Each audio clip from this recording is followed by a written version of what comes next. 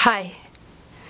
Today I'm in my husband's studio, and I often call it the cave because the lighting in here is really dark, you can tell. But I'm using this as an occasion to ask, are you living in a cave? What am I talking about, living in a cave? Well, in my Philosophy 101 class, we usually go over Plato's Allegory of the Cave, and that's what I'm thinking about right now. Are you living in Plato's cave? Let me tell you a little bit about that story. This is in the Republic, and it's an allegory. So the allegory is that there are human beings that are chained up in a cave, and they've been there since birth, and they're looking at the cave wall, and what's being projected on the cave wall are shadows that are coming from activities behind them. There's a light source behind them, and there are people going back and forth on a parapet that's a little bit raised up, and they're carrying something like puppets back and forth behind the slaves in the cave. And so the cave dwellers see shadows on the wall, and they hear noises, and they start to make inferences, oh, that this is what life is like. This is reality, what we see on the cave wall. And so then they start predicting what's going to happen next, telling stories about the cave images, and this is reality to them.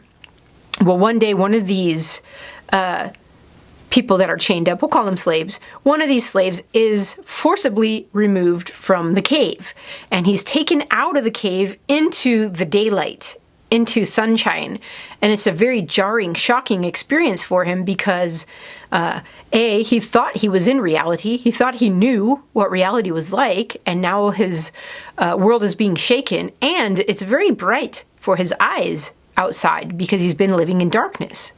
So he's going from unreality to reality, and going from darkness to light. So here's the allegory, right? Now, when he gets outside, he is able to look at things in the reflection of water first, and then he can move up towards greater and greater realities, like looking at trees and birds and stars. And then eventually he could look at the sun shining in all of its radiance. And he makes the inference that the sun is the source of all that is living. It's the highest reality. Okay, so this is an allegory. And we need to think about this. Oh yeah, I forgot. He's also feeling bad for his fellow cave dwellers after he sees this beautiful world, and he's remembering their condition in the cave, and he thinks, oh, if only they knew reality, I should go back and tell them. So he makes the journey back into the cave, and again, he's going from light to dark, and his eyes are affected, and he can't see the shadows on the wall, and his cave friends make fun of him. Look, you ruined your eyesight. And they also think, this is dangerous. We shouldn't let anyone else do this. And if anyone else suggests doing this, we're going to kill them. All right, so what is this an allegory for? And are you living in the cave? All right, so the allegory is that the cave represents our senses. Human beings are going off of appearances through our senses. And this is kind of like animal life. We're living on our base animal level. We take appearance to be reality.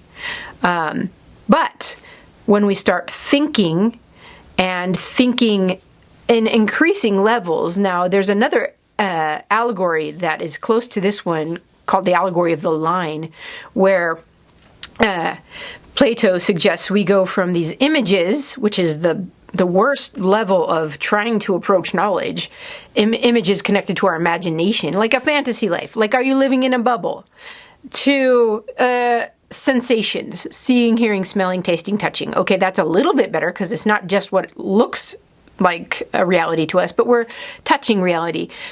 He thinks that's still not going to get us to knowledge. We need to go higher. And the next level towards knowledge, he thinks, is like science and math, things that we can experiment and test. But that's still not getting us to knowledge. We need to go up a level to reason. And reason gets us in touch with ultimate reality. And ultimate reality is is conceptual, it's not physical. So these other imagination, senses, science, and math can't get us there. Reason gets us there. Now, I'm not sure we want to agree with Plato on this, but it does seem like lots of us are living in the cave, going off of images and senses, and we need to go higher. We need to raise our level of approaching reality through thinking and reason and knowing things and understanding things.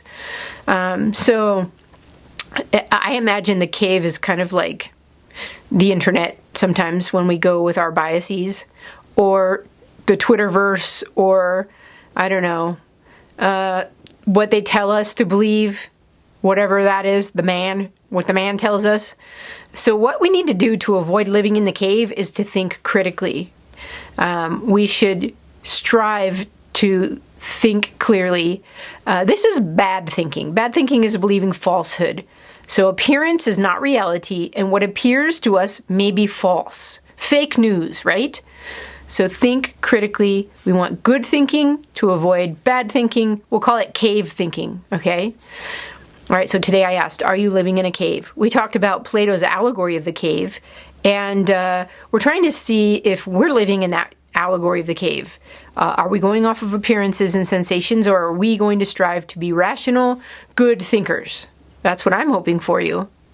All right, have a great day. Don't forget to like, subscribe, and share.